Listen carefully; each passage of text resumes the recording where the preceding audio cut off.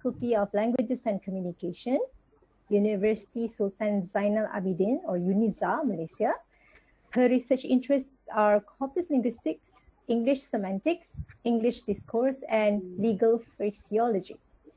She has published more than 85 articles in high-impact journals and other index journals. So she's currently the editor-in-chief of Journal of Nusantara Studies, or Yunus, a quartile 4 or Q4 ranking in area studies as indexed in World of Science, or WOS, by Clarivet Analytics. So without further ado, I would like to welcome Associate Professor Dr. Kamariah Yunus to deliver her presentation on Corpus Linguistics Pedagogical Application. The floor is yours. Okay, thank you.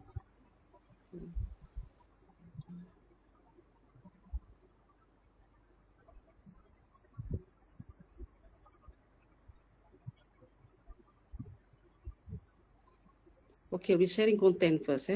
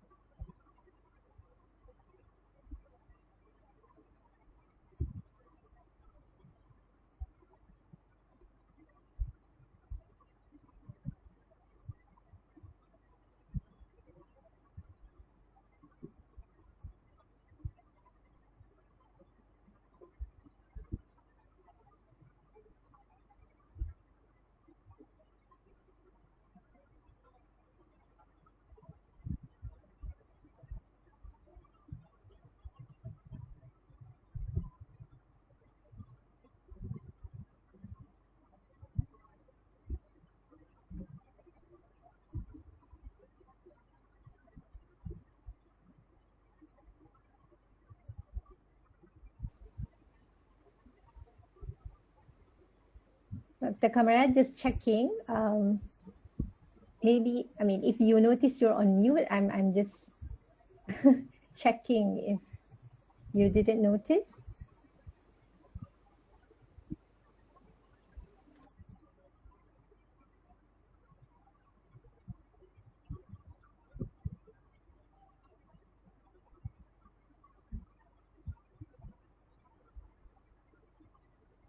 Okay, yeah. So here is this the PowerPoint. Yeah, I'll be presenting, inshallah. Yeah. Okay. So today is my time, inshallah.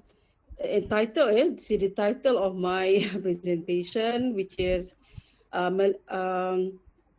Corpus Linguistics Pedagogical Applications. Yeah. Actually, what I would like to present today is more or less like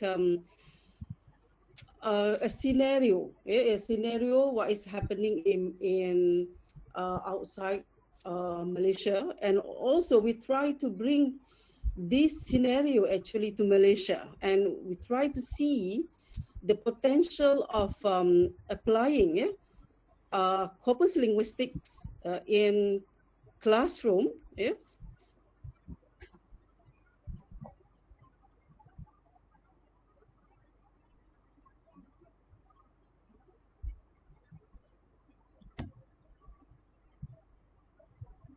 Data-driven learning. So let me introduce it. My name, as introduced by the chairperson just now, is Dr. Kamariah Yunus. And okay, why actually that I am interested in corpus linguistics? So kind of a triggering thing. Yeah? We would like kind of triggering thing a little bit. We would like to actually explain what's going on. Okay, so that corpus linguistics actually was introduced to me when I pursued my study in PhD. So there is a PhD work actually. And my PhD work, actually, I took this PhD in Universiti of Malaya, and then completed in 2015. Yeah. So my supervisor during that time is actually a figure in Corpus Linguistics. She is Associate Professor Dr. Suan Awak. Yeah. But quite unfortunate because she has retired. Yeah. So actually a lot that he has been given to me in terms of knowledge about corpus. So this what motivated me. Okay, when I search any potential research during that time, um, actually a lot of research was in the field of what we call as linguistic analysis, something like that. For example, discourse analysis, and also error analysis, and a lot. Yeah, but lack of research had been carried out on the application of corpus linguistics in classroom. Yeah. So this actually what motivated me to pursue the field during that time. But before I continue, so let me finish my presentation first, my slide first. Okay. Um,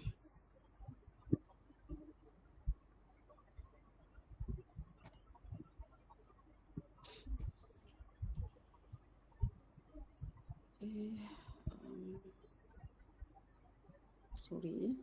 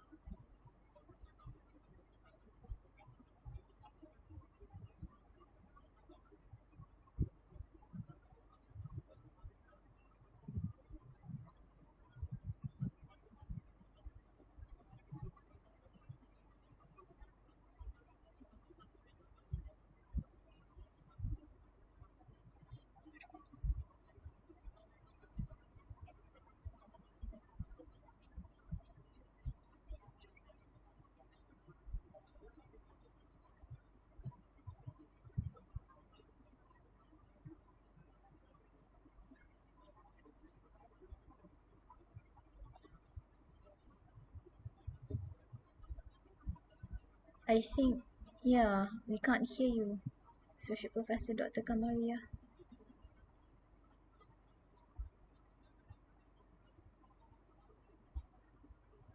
Your mic, yeah.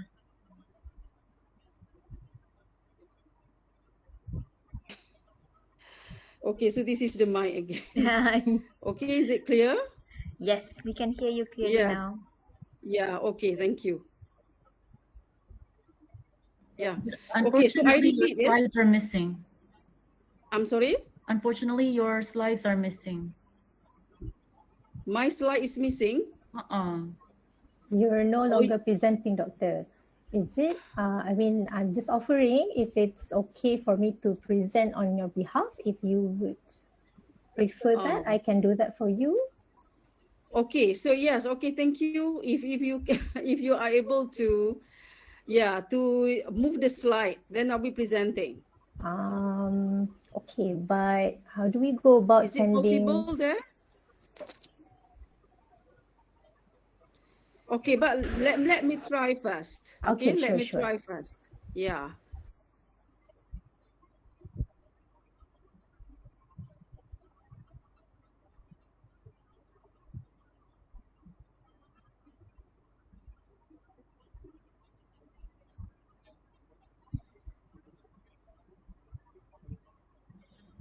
All right, the slides are back up again. Thank you, Dr. Kamariah.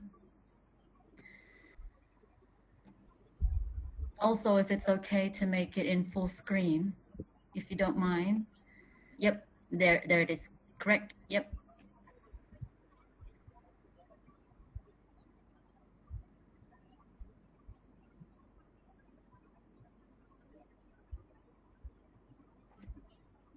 It's just taking a little bit of time. Yeah, it's just the mic again. The mic is muted. Right, and I see that she has clicked on the full screen, but it's not changing, but we'll wait for that. Just to remind Dr. Kamariah that you are on mute. Yeah.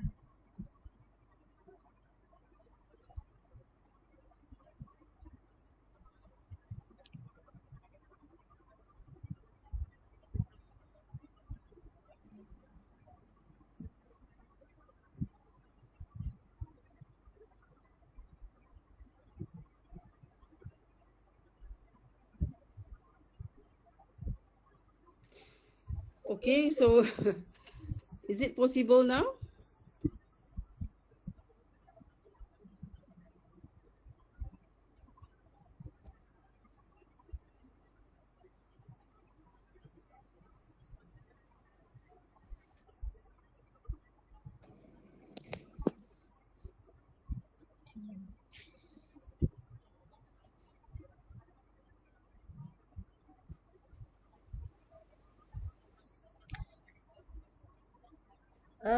Okay. Yes, Doctor, we're seeing your slides, but you're on mute again. Yeah, I think we can resolve this issue. Our member, one Yeah. of the members, Miss Alpha, will be contacting Mm-hmm. you very soon. So you can pass Mm-hmm. your PowerPoint slides to her. So she will be sharing the slides on your behalf. Is that okay, Doctor? Okay, I will try. I will try to do that. But then is it okay now? The slide is not moving. The slide is not moving. If you do it like this, then it's possible, meaning you just Yeah, move it okay. from So side to side. I now it's moving, right? Yeah. Yeah, now But it's you kind moving. of need to click on the slides every time you want to show the Yes, next slide. yes. Yeah. Yeah, okay. All right. So I will continue with Okay. this slide. See, this is the third slide. Yeah. Okay, so basically in 2022, what is trending in corpus linguistics is basically linguists are focusing on investigating the grammar of natural languages. And this has become a trending because we can see what we can see a change. A change now has become moving backward into evolving or revolving. The process of corpus linguistics into researching linguistics.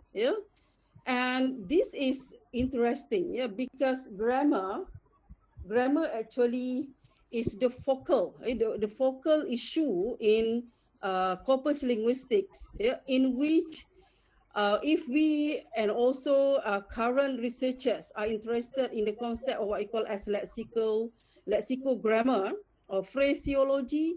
So this is a new thing. So this is a new research area that many of us can focus on.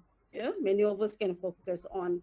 In other words, I repeat, that what actually has become a focal point in corpus linguistics is the concept of lexical grammar.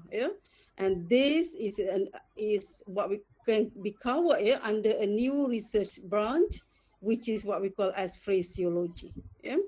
Okay, so we'll come back to this again.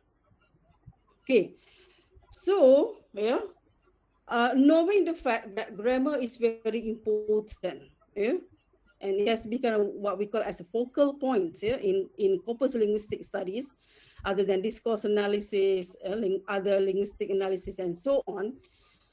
We come back to the concept of what we call as applied corpus linguistics. And applied corpus linguistics is what we call as an empirical research in ESL or EFL classroom. And we also, in corpus linguistics, there is what we call as L2 learner corpora. So this is what we call as the foundational foundational research, in which many researchers can refer to. And there are 74 L2 learner corpora available, in which 11 corpora are multilingual, and the rest they are monolingual as to their data. So meaning if we would like to work and carry out empirical research in this, so this L2 learner corpora can become what we call as the stepping stone, that we can start with then. Okay. Now is the concept of data-driven learning.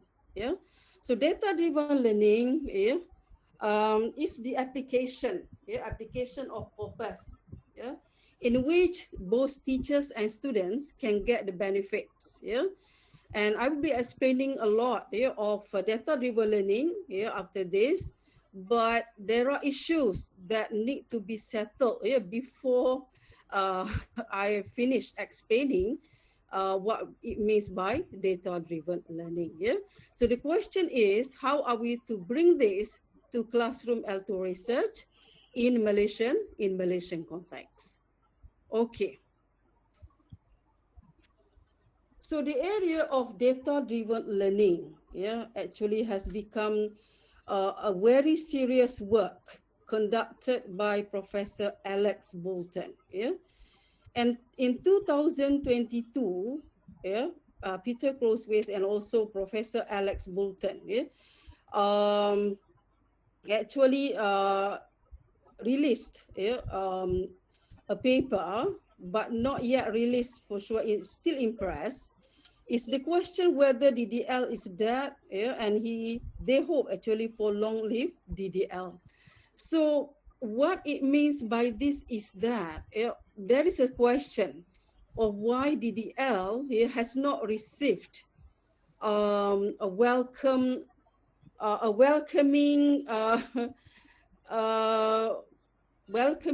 issue by many researchers. So why actually that many researchers do not continue, for example, come up with DDL research. So this is a question. But in 2021, Professor Alex Bolton and Nina Kina, for example, came up with the tiers of data-driven learning empirical survey. Because Professor Alex Bolton actually has done a lot of metadata, because he collected the data on data-driven learning research starting from 1989. So he has been more than 30 years. More than 30 years of data-driven learning research. What I mean here is empirical research. Okay, so basically, not many has been done. Not many have been done actually in Malaysian context regarding data-driven learning. Okay. All right. So according to Professor Bolton, based on their metadata, so here is the summary. He actually pointed that DDL works pretty well in almost any context where it has been extensively tried, with medium or large effect sizes recorded for almost all moderator variables based on at least 10 samples. Okay, so what it means by this is that DDL works well, but the matter whether it has resulted in medium or large size effects, so the effect is still there. So meaning DDL is what we call as is promising. DDL is promising. So the last papers that presented DDL results was released in 2019. So the question that Professor Bolton raised is that it's not now so much a question of whether DDL works, but how it may be best used with different learners in different contexts for different purposes. Okay, so what it means by this is that it is encouraged that we continue doing research with the DDL. So that's the point that Professor Bolton would like to give. Okay, now in terms of DDL research in Malaysia, so data-driven learning research in Malaysia is very limited. Very limited. For example, I did some investigation of the proliferation of DDL research in Malaysia, and it stops until 2015. So this actually incurs with or involve only Malaysian students. There is a study conducted also in 2015, but that involved not Malaysian students. So until then, from 2015 to 2022, it can be claimed that no studies has been conducted on DDL. So this is something that is not very right, not very right. And with the proliferation of corpus linguists and corpus linguist enthusiasts, so I think this is a great channel to kind of cultivate or nurture research empirically in Malaysia as well. Okay. Now, before I move on to explaining so what constitutes a DDL research, so let me highlight some potentials and also the limitations of DDL. Why actually are DDLs beneficial? What are the potentials of DDL actually that Professor Bolton, for example, has encouraged many researchers to actually come up with this kind of research. Okay, DDL, similar to other corpus linguistic studies, actually it describes language for ESP.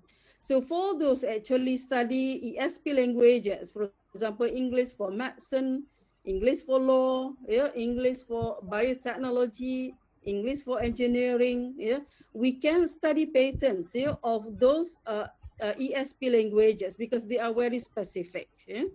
And also DDL encourages what we call as communicative approach because it's problem solving process. So in the process of inducing, kind of come up with the general rules, actually students will get involved in that.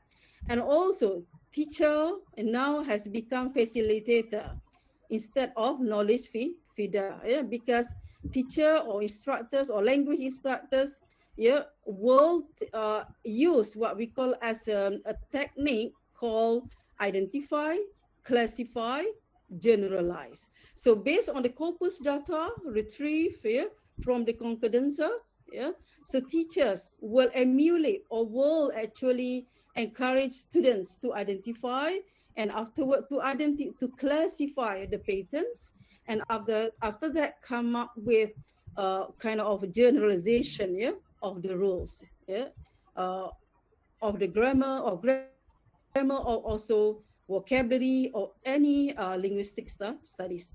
Okay, not only that, DDL also will give a chance to produce independent, self-corrective, constructive, and also autonomous learners, especially in finishing the communicative task. So this is a new method, a new technique in which students will be responsible for their own learning. And if, let's say, we align with the transformational agenda of the what Malaysia actually has proposed Malaysian students to become transformative, a kind of transformational learning. So DDL actually has the potential for that. And also, finally, I would like to raise the issue of consensus raising activities. In this kind of activity, for example, if we ask students to draw conclusions based on rich data, we actually teach or train students to become conscious of their own learning, to become conscious of what constitutes grammar, what constitutes grammar in the rich data. Okay. Next, we also cannot run away from limitations. Even though DDL is very promising, so there are limitations to DDL. All right. DDL also has the limitation. For example, authentic data are sometimes rather daunting to be interpreted, especially for lower proficient learners. Meaning, not many proficient learners will be able to analyze the data or to generalize the rules, except when they are trained for quite some time. If they are given training, sufficient training, for a sufficient time, sooner or later they will be able to. And students are technophobic to direct application of DDL. Yes, so we cannot run away from the concept of technophobic, afraid of direct application of DDL. And also, Asian learners, especially in primary and secondary schools, we actually has been attuned, we are raised in what we call as the model of Asian pedagogy. It means that teachers play a role as knowledge provider, but not as knowledge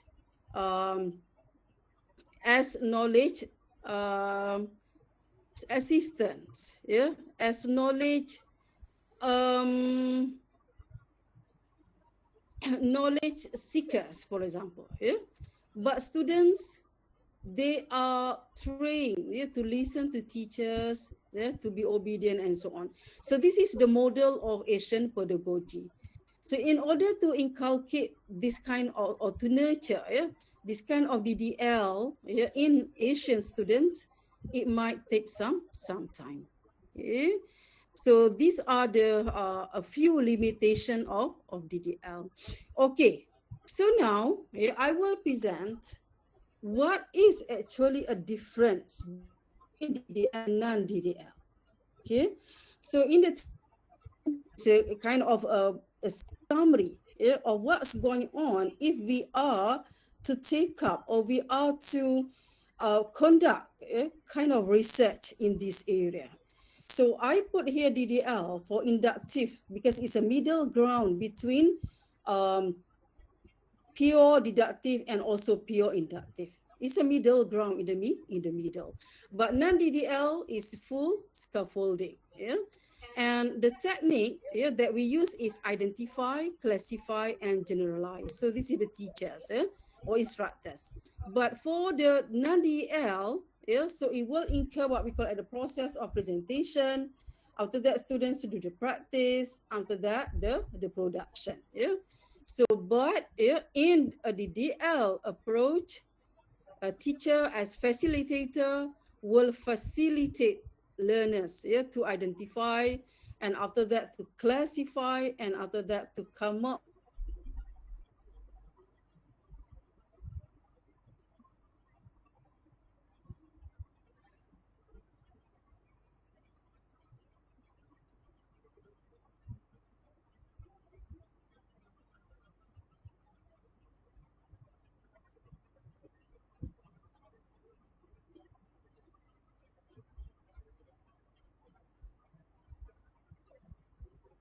to study the agenda, the Malaysian agenda, Malaysian educational agenda recently released by the Ministry of Education and Higher Education. We can see that learners actually are motivated to become researchers. And if we are to take up DDL, so this is a best kind of one of the best approaches. We hope that many instructors, lecturers, and teachers would be able to apply. Okay, so in the concept of components, for example, so this is the time given for both groups. For in DDL, 10 minutes will be spent on the introductory part. In comparison to presentation, 15 minutes are spent in DDL classroom. And the performance takes up a lot of the time, for about 80 minutes in comparison to 40 minutes in a non-DDL classroom. Yes, for task A, inductive learning process, it takes up about 40 minutes and practice 40 minutes. And after that, the practice. Whereas in the non-DDL, they do the practice accordingly like that. Okay. So in other words, a lot of time is spent for the performance part in DDL in comparison to non-DDL classroom. Okay. Now, inductive learning. So I would like to give one example of how inductive learning is carried out. Actually, what is best for instructors, for teachers to prepare is to come up with, to produce, to establish actually his or her own corpus. And we call this as a specialized corpus. So in the case of this, for example, I compile the law of contract corpus and use the concordancer. And then this actually what came out. And law student, when they see this, for example, binding arrangements, legally binding and health binding because the delay and such, so they will be kind of familiarized with all of these things. And given training, they are able to know the meaning, to get the meaning of the words binding. If let's say, because we know that concordance data is very massive, and the word binding actually is among one of the most frequently used words in contract law. So they would be able to see various and also multiple data. Okay, from then. Okay, next. So I summarize here. Of the DDL approach, it can be seen here very clearly. Performance part, inductive learning process, practice, and so on. And this is the comparison to that, which is a non-DDL teaching approach. So very clear. And then, so that actually ends the lecture. Okay, I end the lecture here, and I expect that even though many actually are not able to come, but maybe this can be kind of a great session for us to discuss. So I leave it the floor to the chairperson. Thank you very much, Dr. Kamariah, for your interesting insights and wonderful sharing on data-driven learning and its potential to be implemented in the English language classrooms. Okay, so since Dr. Kamariah has shared what she has, I would like to open the floor to the audience. Should you have any questions, okay, to be addressed to Dr. Kamariah, you can type your questions in the chat box, or alternatively, you can just unmute yourselves and ask your questions directly. Go ahead.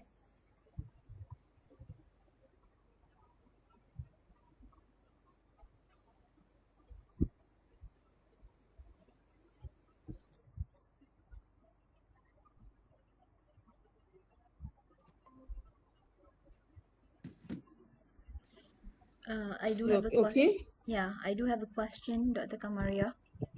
Yes, okay, thank you for the question. Yeah, my name is Habiba, and I think before this I attended Peter Crosswhite's presentation on DDL. And so far, I didn't know any of Malaysian researchers doing DDL, and I'm very fortunate to actually attend the lecture you have just presented. So I'm just wondering, Yeah, right? okay. What's your experience doing DDL with your thesis, right? You did DDL for undergraduate students, if I'm not mistaken. Yes, yes. Law students, undergraduate law students. Undergraduate law students. Because I remember Peter mentioned that the main challenge of doing DDL in Indonesia, I think the sample for Peter Crosswhite at that time was Indonesian secondary school students, and so he worked very closely with the teachers there, right? So what about the for you yourself? What's the challenge? Did you guys, like the researchers, approach or teach the students, the undergraduate law students themselves, or did you work or collaborate closely with the teachers? Oh, okay. So like this, I myself actually were involved with the students. Yeah, the teachers. I mean, law lecturers. They are not teachers. The law lecturers actually they are content subject lecturers. Yeah, they are content subject lecturers. Okay. So I myself carried out the research on my own, and I started with collecting data on the essays first. This is what I did. Because no research items can be obtained during that time. Because this is a new study, definitely a new study, especially on law, yeah, which is also quite rare, yeah, and it's hard to find kind of research instruments that we could adopt, yeah, hard to find. So in order to do that, I carried out a pilot study. We call it as a needs analysis study, collecting their essays first.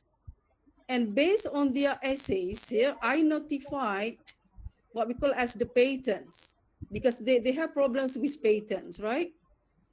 They have problems with patents, and then I underline the patents that they produce inaccurately. So based on this, I came up with 40 items, 40 research items used for the pre-test and also post-test. Did it answer your question? Yes, you did. So basically, it's Yeah. actually well, I would say different from what the other researcher Peter did in Indonesia, because he kind of get in contact with the teachers, and the focus is also on what the teachers do, but yours is more on what the students do, right? So there's Yes, more to yes. explore in So the that's what I mentioned in yeah, that's what I mentioned in the presentation just now. Where actually research on DDL is very limited.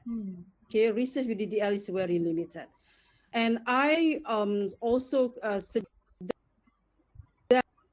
that not only students but also teachers or lecturers or English language practitioners, or what we call it in Malaysia, okay, to extensively take up, yeah, this kind of research, and we see the potentials as promised by several linguists, as I mentioned, Professor Bolton, for example, yeah, is very enthusiastic, yeah, in investigating the results, yeah, of the potential of DDL in classroom.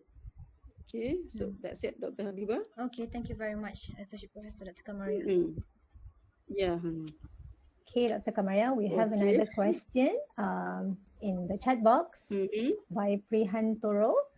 The question is, what would be the challenges on using DDL approach for, let's say, the learners of Malay as a second or foreign language? What is the challenges in using DDL approach? Okay, for learners of Malay as a second or foreign language. Okay, so challenges. Okay, challenges. Yes, the biggest challenge is one is what we call as the Asian pedagogy, the thing that I mentioned just now. Yeah, Asian pedagogy is, I don't want to say resilient, yeah, but much dependency on teachers to provide knowledge. Okay, this is the scenario if we are to teach grammar, for example, in primary and secondary schools. For advanced learners, things might be a little bit different. For university students, things might be a little bit different. But if we are to implement DDL in primary and secondary schools, so this kind of resilientness here, and also shyness, and not willing to, and not very cooperative in providing answers. So these are the challenges actually. Yeah, these are the challenges. Our students, they are smart. Yeah, they are smart. They are clever. Yeah, but if the concept of learning, or of the way students actually can change their own learning style, yeah, so things might be easy for us to implement the DDL. Okay, and secondly, the second challenge is the concept of inductive learning. Inductive learning means students, they are expected to induce patterns. Yeah? For example, if we are to teach grammar, they are expected to generalize patterns, but learning, the learning approach and the teaching approach in secondary and also primary schools, actually, we provide the students with the knowledge of the patterns. Not only the patterns, but maybe only the grammar rules. Patterns is another concept. Patterns is another concept. Yeah. And the third thing is the teaching of grammar in terms of lexical grammar is itself is a new thing in Malaysia. We teach grammar as a discrete unit, but not many textbooks cover the teaching of grammar and vocabulary as a single unit. Yeah. So in other words, there are so many things here in order to kind of upgrade the learning style, the teaching approach, and also grammar publishers, so many interconnecting or relatedness, and also works have to be done in order to secure the success of DDL in Malaysia. Yeah, so things like that lah. Mm-hmm. Okay. So any other questions, maybe? Mm-hmm. Okay, going back to your response, Prihantoro actually clarified. He said, he or she said, he meant to say not Malay or Asian students, but learners of Malay as a second or foreign language. As in, these people can be from any parts of the world. So do you think the availability of Malay corpus data will be a problem? Malay corpus data. Okay, okay. Can I get a clearer picture of the question? Now the question is whether Malay learners would be able to understand corpus data or the production of Malay corpus. Which one actually?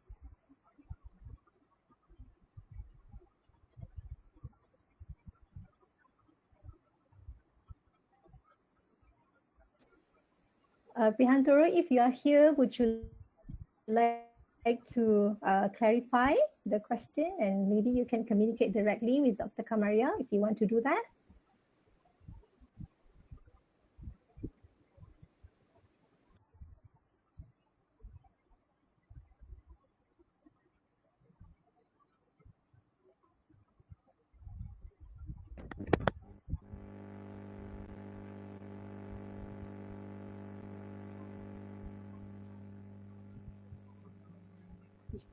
Yes, okay.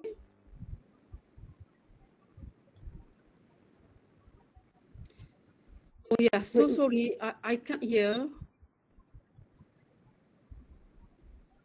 It seems like you're speaking, but we couldn't hear you. Yeah.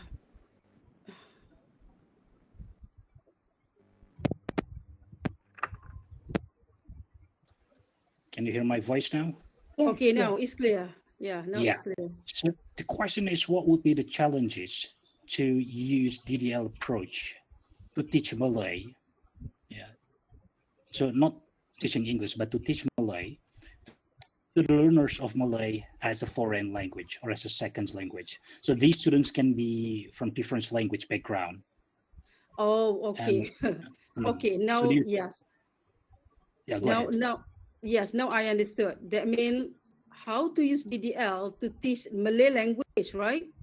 Yeah, what would be the challenges The if we challenge. use DDL approach to teach Malay to the learners of Malay as a second or foreign language? Yes. Because most Yeah, DDL approach okay. they use corpus data, and do you think the availability of Malay corpus data would be a problem? So I'm not really familiar with Malay corpus data, so perhaps you can tell me more about this. Yeah, thank you. Yeah, okay. So thank you, yeah, Dr. Prihantoro. Yeah. Yes. Corpus data is an issue, yeah, especially in the country.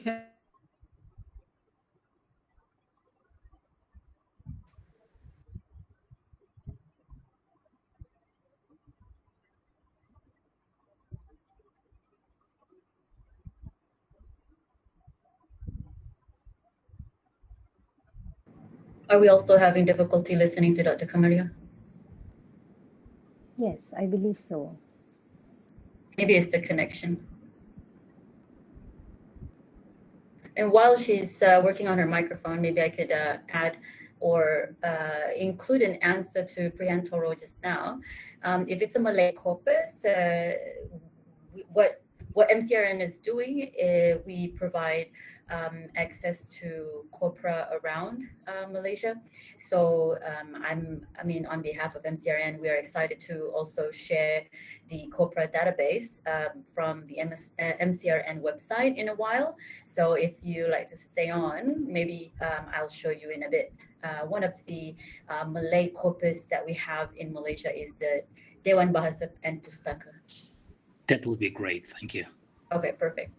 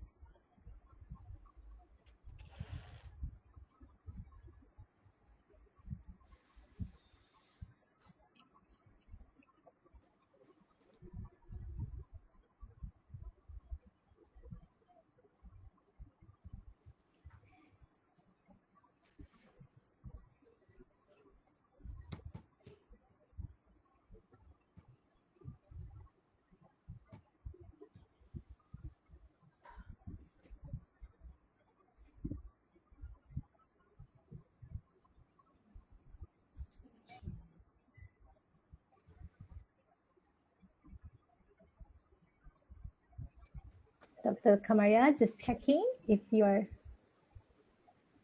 Yeah, okay. Can you hear Alright. me? It's kind Yes. of connection, actually. No problem. Yes. Yeah. If you would like to continue on, yes, go ahead. Yes. Okay, I would like to continue. Okay, I would like to give a suggestion, yeah, to doctor, the one who just asked the question, yeah. If we if we have not many corpora available to teach any particular language, so it is advisable to come up with our own specialized corpus. Yeah. In the case of Malay corpora, for example, I myself realized that not many corpora have been established to teach the Malay language. Yeah. So in this case, language practitioners, those who are teaching Malay, we suggest that specialized corpora on Malay actually are produced in order to teach that.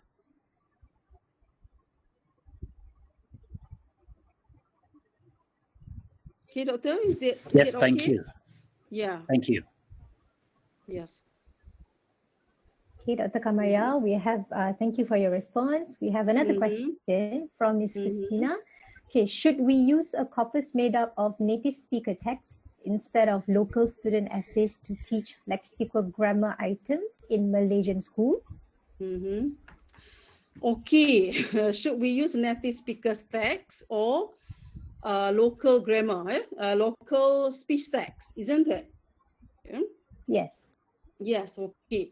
So like this, there are two versions of Corpora that can be developed actually. Yeah, so that's why we call it as descriptive and prescriptive grammar. The concept of prescriptive grammar actually is to prescribe the type of grammar, and the teaching of grammar actually constitute sentences which are made up. But in terms of descriptive grammar, yeah, researchers and also linguists they collect, they assemble massive data based on text. Yeah, if we are to correct, okay, so this is the concept of prescriptive grammar again. If we are to correct good grammar, and we expect good grammar prescriptively, right?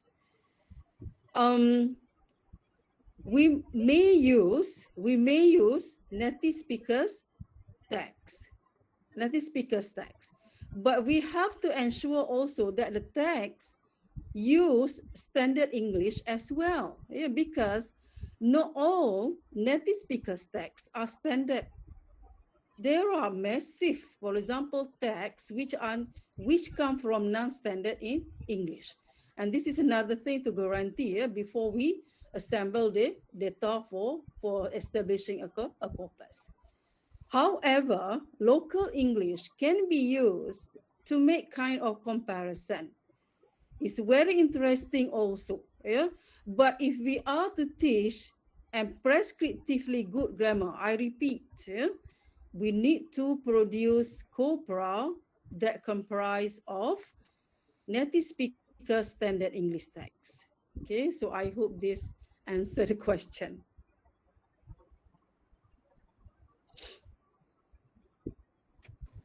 Right. Thank you, Dr. Kamariah.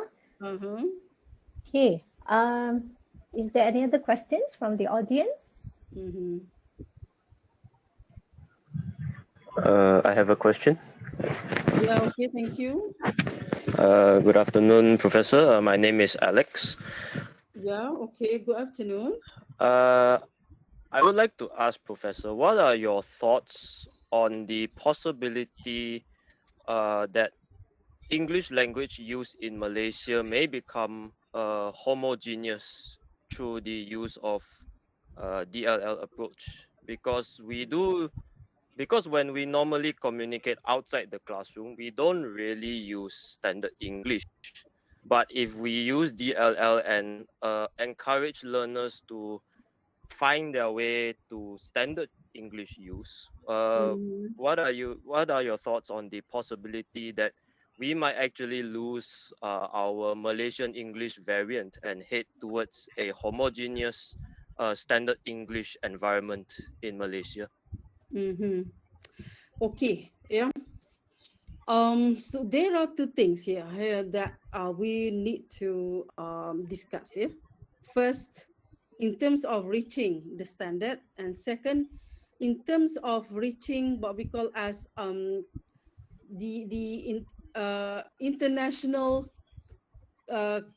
communication, international communication. When it comes to writing and producing academic essays, for example, so we cannot run away from abiding by the correct rules of grammar. Yeah, so this is another thing. But we know that human beings and students, we are students, they actually use the language outside of classroom a lot. Yeah, they will use language outside of classroom a lot. Yeah, and the possibility or the ability to draw patterns and the ability to get the meaning, without seeking answer from the dictionary, for example, is a skill. Is a skill that our students, especially university students, you have to learn. Here, so these are two things that we might need DDL. Okay, so I hope that this answered the question. Yeah, okay. Thank you, Professor. Yeah. Okay, maybe we can go for another one last question, if any. Yeah.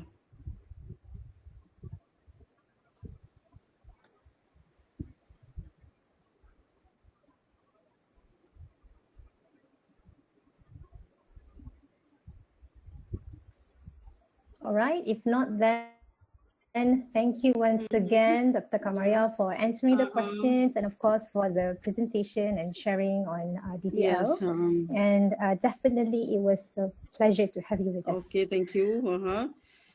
So, okay. All right, Doctor, you can stay on if you would like to hear from us. Yes. We have now reached the second part of today's session. It's actually the meet and greet with the MCRN steering committee. So I shall now pass the floor to Dr. Habibah Ismail. Over to you. Okay, thank you then.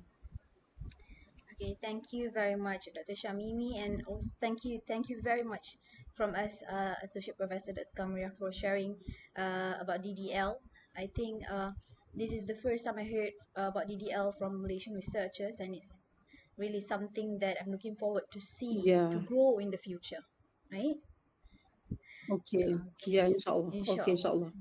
I will stay for a few minutes to get to know what's going on with this we would like you to stay MCRN on meeting. because okay, this is more like a more relaxed, santai kind of session because MCRN we are moving forward with new members, steering committee members, and we are introducing a new platform to share information with the members, and most importantly, this is the time that we would like our members in the general group and also our speakers to share ideas for future events for the year 2022. Okay. And you would love to know that Peter Crosswhite is also one of the members in our mailing list. And we are thinking of inviting him someday to give a talk, and probably something that all of us will be looking forward to, more on DDL, inshallah, in the future. Yeah, inshallah. Okay. For those members who just joined us, thank you very much. So this is the meet and greet session. My name is Habibah Ismail, and for those of you who know, who has been following since last year, so you know me as the chairperson for MCRN from 2021 and continuing to 2022. So for this session, we would like to invite last year actually we had this meet and greet session, right, guys? So Dr. Siti Aisha and Dr. Shamimi, you can see on the screen right now. They are one of a few members in who can make it to today's event. Thank you very much. And we had the meet and greet session last year, where most of us actually introduced ourselves. But for this year, we have three actually additional members, and I would like them to introduce themselves, inshallah. Okay. So probably we will start with Dr. Aisha. What do you think? Should we show the list first, or should we ask the three members to introduce themselves? What do you think? While I put it up on the screen, they can start saying something, maybe just their name, where they're from, and Yeah. what other would, yeah, sure. Yeah, that would be great. While I get it on the screen. Go ahead. Okay. So, Dr. Siti Aisha is actually the vice chairperson for MCRN for this term. And yeah, if we can, you can see the screen. Actually, it's on our website already. You can see the members. Oh, Dr. Siti Aisha just changed her background to the official Yeah, but MCRN. I just wanna check whether is it correct or is it It's not inverted. It's okay. Yeah. because I'm seeing it differently, Yeah. inwarded, right? Okay. Yeah. Thank you. Okay. Let me So, share my screen now. I would like to invite the latest addition to the Corpora managers. We have actually initially the original members of the Corpora managers, Dr. Shamimi Turiman and also Miss Christina. That's Dr. Shamimi. Hi to everyone. Your chairperson for today's webinar. And also Miss Christina is also the one of the Corpora managers. And the latest addition is Mr. Alex Chang. Alex, would you like to introduce yourself? Probably tell us a bit about what you're doing right now and the job scope. Okay. Mic testing. Can everyone hear me? Yeah. Yes, Alex, we can hear you. Okay. Good afternoon, ladies and gentlemen. My name is Chang Lee Sin. You can call me Alex. I am, as Dr. Habibah said, I'm the latest addition to the Corpora Managers team. So for the Corpora Managers, previously, Dr. Siti Aisha mentioned that we have a web page on the MCRN website, a section for the Corpora database. So the Corpora database will showcase all Corpora from around Malaysia in any language. So within a Malaysian context, any language. So whatever Corpora we receive from the members, the Corpora manager team will put it on the website. So all the relevant information you can find from the compiler's name, the name of the corpus, whether the Corpora curators or the owners of the Corpora prefer to be contacted directly, or is it an open access Corpora, etc., etc. All can be found on the website. So our main job is my job scope is also to update the page from time to time with whatever new submissions. So yep, that's mainly my. Okay. So Dr. Aisha, can you please share the contact information of Mr. Alex Chang again, so that everybody who has their own corpora, okay, can either contact Mr. Alex Chang, Miss Christina, or Dr. Shamimi. So there's Mr. Alex Chang Lee Shin's contact information, email address, and Miss Christina's email address, and also Dr. Shamimi. Before we talk more about Corpora Database, yeah, Dr. Shamimi will actually share some later PowerPoint slides about Corpora Database. This is actually one of our main agenda for MCRN because, as we have discussed earlier, we have problem with recording and tracing available Corpora, especially if you are a postgraduate student, right? You find it hard to find available corpora because you're still new in the field, right? So we want to make this information accessible to everyone, and we can only do this with everybody's help, everybody in the network, that is, including, which means you. We kind of need you, everybody. So the students, if you have any information, you're working on something and you know, oh, there's this corpora available but it's not in MCRN's corpora database, then reach out to Dr. Shamimi, reach out to Mr. Alex and Miss Christina. Christina, you wanna share something? You're on screen now, I can see you. Hi everyone. I don't have much to share. I guess Lisin has described thoroughly what our main job is, but I would like to encourage everyone to take a look at the form, okay, where it is a good platform for all of you to share what you have done. I know creating a corpus is not a simple job. Okay, I've done that myself. So it will actually help more people to do language related, not necessarily language related, it can be expanded to other field of research that can help the industry, not necessarily in the teaching in academia per se.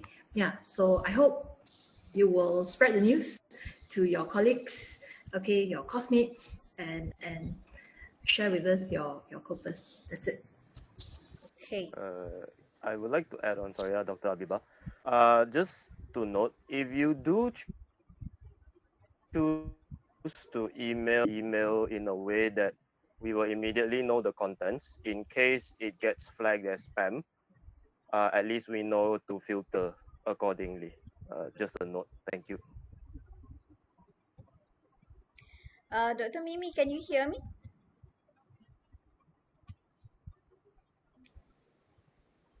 Habib, are you still? Yes. Mimi, perhaps you can share your slides now. I think, sorry, chat box. So Priyantaro has shared, yes, the CQP web does have a Malay corpus over there. That's